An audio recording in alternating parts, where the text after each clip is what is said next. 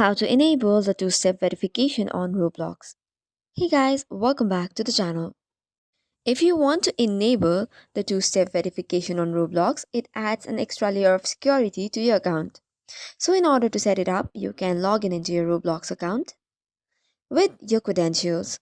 Once that is done, tap on the more icon which is on the bottom right, and from there go to security.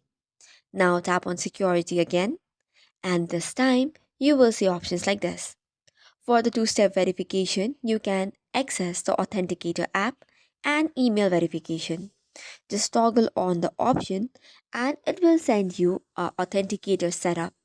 Once you use a one-time code for the setting up for the email and Authenticator app, you should be good to go. Once that is done, you can now log out from all the devices currently logged in and log in back again. And this should now be secure to your account. So this is all for today's video. For more such contents, do not forget to hit the like and subscribe button. Thank you and keep watching.